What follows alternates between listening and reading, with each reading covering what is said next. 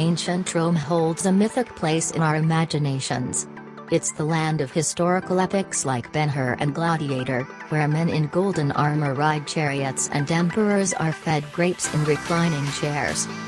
Real life in Rome, though, was quite a bit less glamorous. In a time before modern sanitation and medicine, getting through an average day was a difficult task, and far more disgusting than you could ever imagine.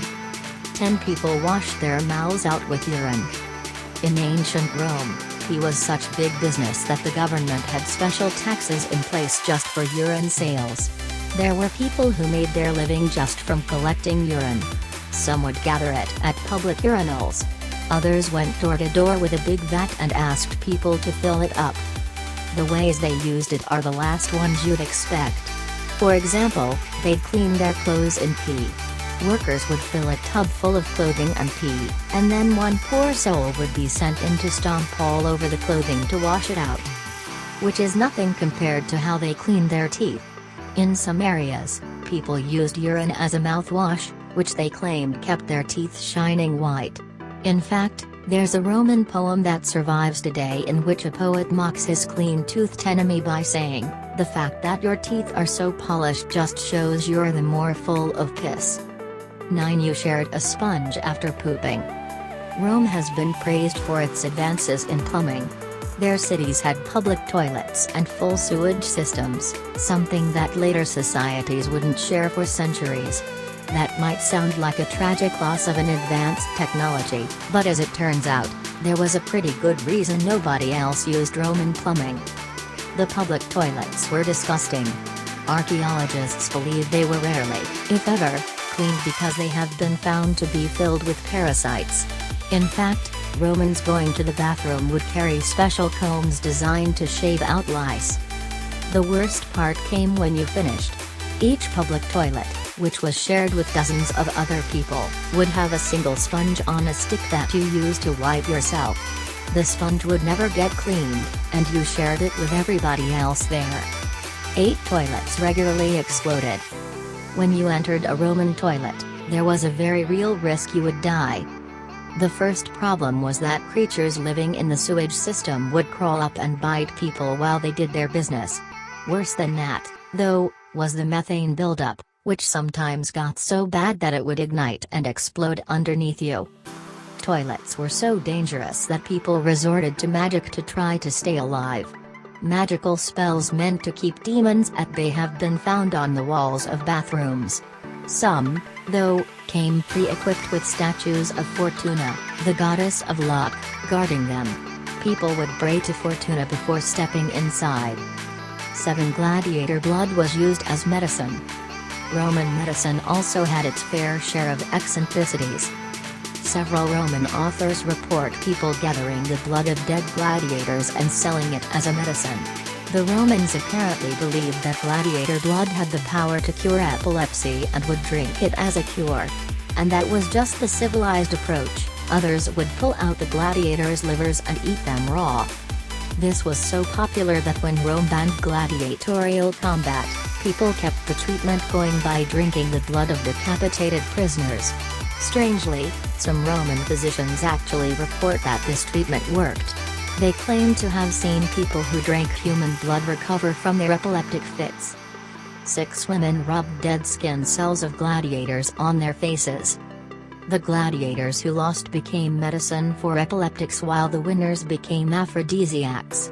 In Roman times, soap was hard to come by, so athletes cleaned themselves by covering their bodies in oil and scraping the dead skin cells off with a tool called a strigil. Usually, the dead skin cells were just discarded, but not if you were a gladiator.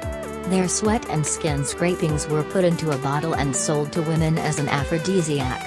Often, this was worked into a facial cream.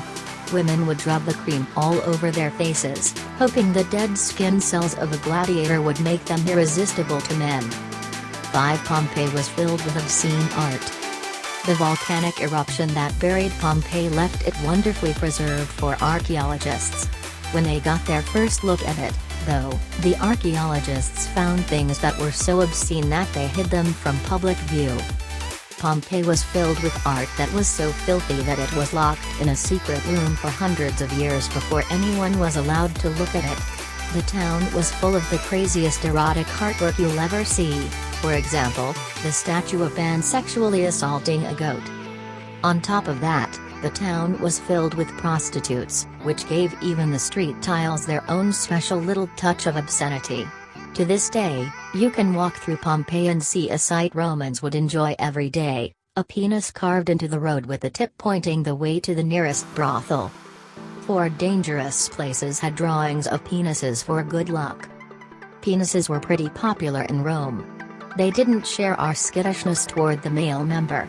Instead, they displayed them proudly. Sometimes, they even wore them around their necks. It was a fairly common Roman fashion choice for boys to walk around wearing copper penises on necklaces. This was about more than looking good. According to Roman writings, these would prevent harm from coming to the people who wore them. They didn't stop there, either. Good luck penises were also drawn on dangerous places to keep travelers safe.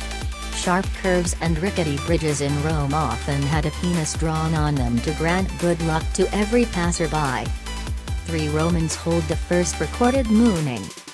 Rome holds the unique distinction of recording the first mooning in history. Flavius Josephus, a Jewish priest, wrote the first description of a mooning while describing a riot in Jerusalem. During Passover, Roman soldiers were sent to stand outside of Jerusalem to keep watch in case the people revolted. They were meant to keep the peace, but one soldier did a little bit more. In Josephus's own words, the soldier lifted up the back of his garments, turned his face away, and with his bottom to them, crouched in a shameless way and released at them a foul-smelling sound where they were offering sacrifice. The Jews were furious. First, they demanded that the soldier be punished, and then they started hurtling rocks at the Roman soldiers. Soon a full-on riot broke out in Jerusalem, and a gesture that would live on for thousands of years was born. 2 Romans vomited so they could keep eating. Romans took excess to new levels. According to Seneca, Romans at banquets would eat until they couldn't anymore, and then vomit so that they could keep eating.